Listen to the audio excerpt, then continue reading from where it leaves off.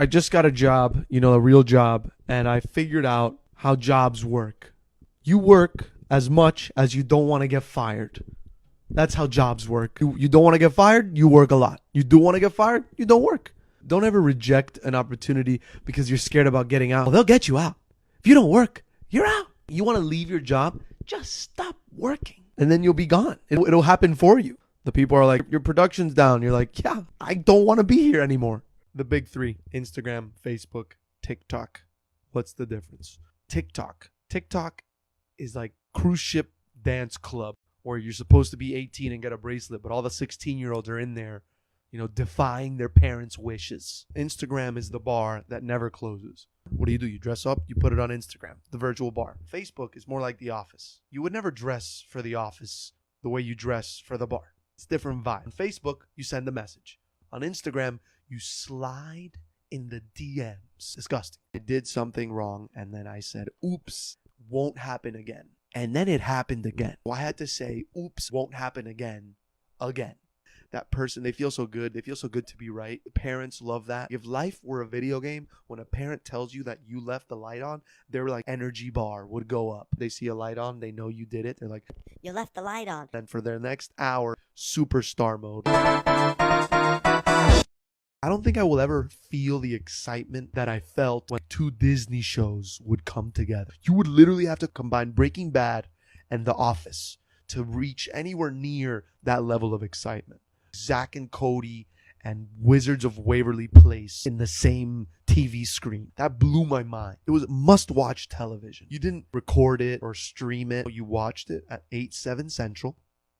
Okay, and you never missed a beat because they played it back to back just in case halfway through the 8/7 Central showing, your parents were like, you have to come to dinner. And then you missed the second half of so you could watch it again. If Lilo and Stitch and Kim Possible come together, you would find out what Central Time means so that you could watch that. I use an accent whenever I'm nervous. If I'm at the supermarket, I want to ask where the ketchup is, but I'm embarrassed. I'll just be like, excuse me, where can I find the ketchup, for the papitas? They're kind of nicer. They feel like they're on vacation. They're like, oh, the ketchup? It's right there on aisle 7. Hasta luego. If I say, where can I find the ketchup? They're like, aisle 7. You speak English, you should be able to find the ketchup. So I have an accent for anything. If a plane is delayed, I'll go up to the lady and I'll be like, hello, and do you know exactly how long it's going to be? And the lady's like,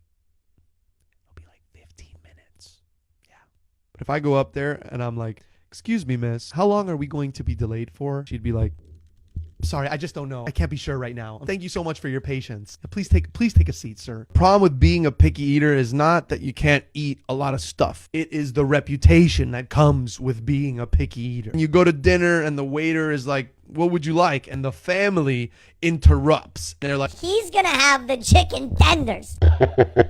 This guy only eats the tenders. Yeah, Tony. Yeah, Bethany. It's an embarrassing thing. And then I go, actually, sir, I'd like a Caesar salad. And the table. I can't believe it. Do you know he was eating salads now? Do you know he doesn't mind lettuce? A no-brainer is supposed to mean it's such an easy decision that even if you had no brain, you would make that decision. I don't think that makes sense. A no-brainer should be when you do something that makes you look like you had no brain. You text your ex-girlfriend at 5 a.m. Are you up? No-brainer. You brush your teeth and then you chug 16 ounces of orange juice? No-brainer.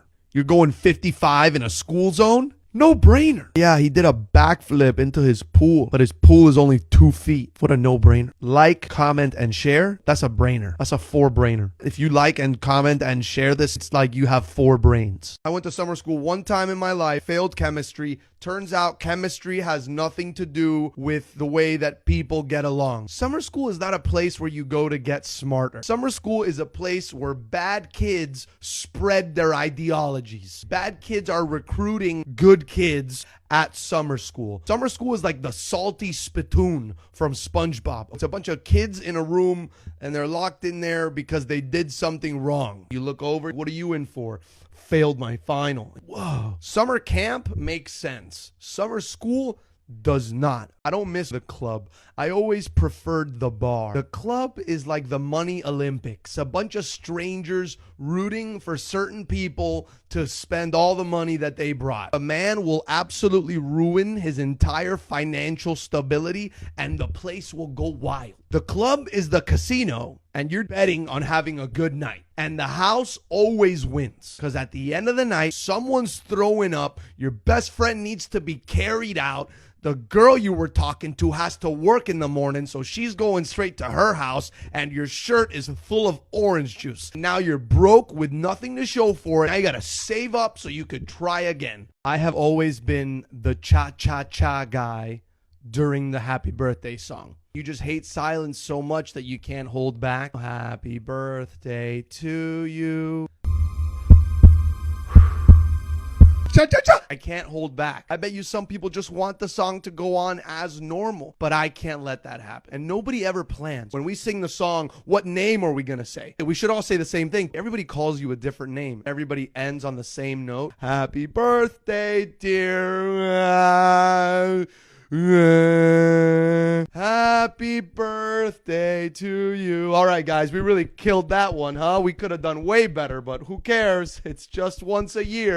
You guys remember Fear Factor? The show would go from 0 to 100. You meet Tracy. She's a house mom. She has 3 kids. Joe's like, so why are you on the show? She's like, I want to send my kids to college. And then the next scene, Joe's like, if you do want to send your kid to private school, you will get in the snake pit. That show was nuts. Those worms in your mouth for 4.5 minutes. They didn't even have any purpose to these tasks. It was just for people at home to be like, ew.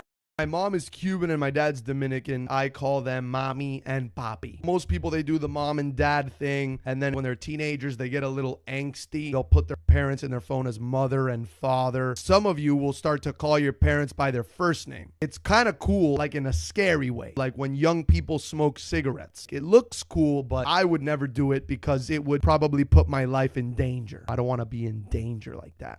When people don't understand Spanish, they immediately assume the worst, especially when you're playing sports. I used to say wild things in Spanish. I'd be playing against some American kids, and I would just be like, los pescados nadan rápido. Like, shut up! You just have no idea what I'm saying. Like, hey, Jake, las guaguas siempre llegan a tiempo. And he'd be like, dude, I don't know what you're saying, but I hate you. I use an accent whenever I get nervous. The other day, I went surfing, parked my car, didn't pay for parking, shredded. And when I get back from shredding the gnar, there's a police officer at my car giving me a ticket. So I walk up to him, and before I can say anything, he goes, Hey, why didn't you pay for parking? and I went, I'm so sorry, my friend. I has never been here before, and I didn't know that we has to pay for parking. I just didn't know because I'm not from here, my friend. And the police officer went like this. Oh, my God.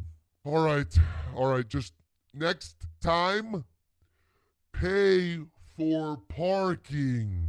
And I said, of course, my friend, of course. Yes, I understand now. Come back, I pay for parking. Accent, baby, for the win. The problem with being a picky eater is that everyone is trying to change you. You go to dinner, and everyone at dinner wants you to try their food. Hey, you want to try this? No, I don't like it. And then they hit you with this one. Have you tried it before? And now you have to lie. Yes, I have tried it 3 times, and all 3 times, I didn't like it. Then they hit you with this. But have you tried it from here? Because from here is the best. Now you have to try it, but you can't like it. Because if you like it, then everything that you like and don't like will be up for discussion. Now you have to do the... Because if you show that you enjoyed the food, everyone is going to be like, Oh, you see? That's why you have to try everything. dogs are better than cats, and it's not personal. Just hear me out. Cats, while they're cute and agile, they just exist. Dogs contribute to society. Every day, hundreds and thousands of dogs wake up and go to work. Police dogs, service dogs, the dogs that know how to go to the fridge and bring you a beer. All cats are unemployed. They're hanging out at your house all day, walking around like it's dirty and staring out the window. Meanwhile, dogs are putting their blood, sweat, and tears to make the world a better place. How did cats negotiate indoor bathroom privileges? Everything that dogs do for us, and cats are the ones that get their own bathroom in the house. Also, how did they convince us that this is a shower? It just doesn't make any sense to me. I know all about what we've done for cats. The litter box, catnip, we feed them fish. What have cats done for us?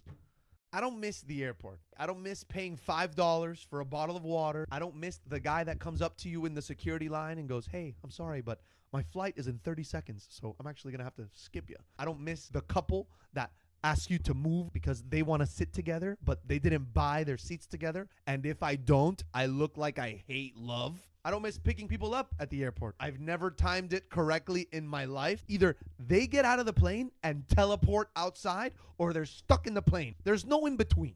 One more thing. Don't shame people that clap when the plane lands. It's a perfectly fine response for what just happened. People don't realize there is a 90,000-pound machine flying in the air at 600 miles per hour. You clap for a golf shot, you can clap for the phenomenon of flight. Smartphones are useful. There's no doubt about it. Mobile banking, taking pictures, sliding into DMs. The list is endless. Now, the most useful thing you can do on your smartphone is pretend to be busy. You're at your friend's house, he's getting screamed at by his mom. You're busy. You're on a plane sitting next to somebody that won't shut up. Pretend to be busy. You're sitting alone somewhere waiting for someone. You're on level 286 of Candy Crush, and everybody around you thinks that you're conducting business. If you're just sitting there doing nothing, you're a serial killer. But if you're sitting there on your phone, you're an entrepreneur. I hate texting. It just takes so long. Hey. That could take an hour. Over the phone, you could give me your entire life story in 32 minutes. You get a text message and you don't know what to say, you're good. You can wait 2 days and text back, and then you look cool. But on the phone, if you're stuck, you just gotta be stuck. That's what I like about it. Phone call is pressure. That's what I'm looking for. I'm looking for people to get stuck. And there's so many games associated with texting. Oh, I'm gonna answer tomorrow. Oh, I'm gonna wait 6 hours. Hey, call me. I don't drink coffee. Kind of scared of it. It seems intense. Either you don't drink coffee or coffee is your life. People are either like, no thanks, or they're like, don't talk to me till I've had my coffee. It's aggressive. I'm a tea guy. Doesn't matter when you talk to me. For my tea, after my tea, I might not even have tea today. But there's something about coffee that makes people think it's going to give them patience or the ability to listen. If you didn't listen to me before the coffee, you're not going to listen to me after the coffee. It's just who you are. If there was a war between the coffee people and the tea people, coffee people would win. Dominate the war. If they've had their coffee. Drive-through voice is real. You're in your car, you're on the phone, you're like, now give me just 1 second. I gotta order here at the drive-through. Sounds good. All right. Hello. I am here to order a hamburger. They speak English. Hello? Yes, I'd like a number 4, please. The thing works. They can hear you. They got a thing. If your parent is driving the car, it's like you have company over. They're like, shut your, come on. We're at the drive-thru. They don't know us. Hi, yes. Sorry about that. Yeah, we'd like 2 number 4s, please. You have to get the rest of the car's order. That's the worst part.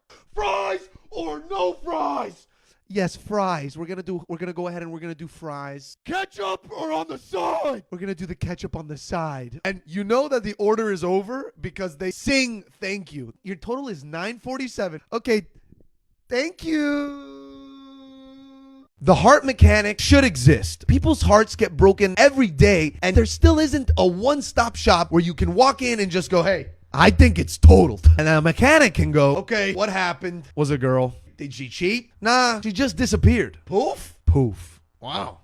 Third Houdini today. Now, did she leave you on red, opened, or blue? What's blue? WhatsApp. Oh, no, she left me on red. And any funny noises you've been hearing? Anything different? Yeah, randomly when I'm walking around the house, I'll just let out like a... Totally normal for your make and model. And how long has it been? I don't know, about 5 days? Wow. fresh. I'm gonna take a look. I'll be right back. All right, I'm back. Turns out it's not total. You're just gonna need a little jump start. You ready? Ready. Great. You're too good for her anyway. She never deserved you. This is just another bump in the road. Use this as an opportunity to take care of yourself. Better? Better. Great. Now get out of here. Before I go, I got a friend who's going through the same thing. Send them in, and your next heartbreak is on the house. The Thanksgiving don'ts. Number 1, don't show up empty-handed. I don't care if it's a fork, bring something. Number 2, if you didn't cook, don't criticize the food. Turkey's dry, suck it up. You won't have to eat it again until next year. Number 3, don't give your younger family members the whole, oh my God, look at how big you have gotten. Every year it's the same thing. These kids are sick of it. Ay, mira, you've gotten so big. I know. And finally, no politics. Your family isn't risking COVID so they can come agree or disagree with your political beliefs. Keep it positive, spread joy, and Thanksgiving. I can't find my phone. As soon as you say those words, you start to sweat. Because the phone is like a baby. If you lose it, people will look at you like you don't have your life together. You always start with, have you guys seen my phone? And then you start to do the Macarena. Where's my phone? Everybody around you becomes Sherlock Holmes. Now, when was the last time you saw it? Did you have it yesterday? Are your parents divorced? And they start saying the obvious places. Look in your pocket. It might be in your pocket. Like, don't you think I would know if it was in my pocket? The reason that I'm bringing you into it is because I've already done the tapping and it's not there. There's one make or break moment, the call. Can somebody call my phone? If you call the phone and it goes straight to voicemail, you can feel the energy get sucked out of the room. Your call has been forwarded to an automatic voice message system. Where is it? Where are you? No!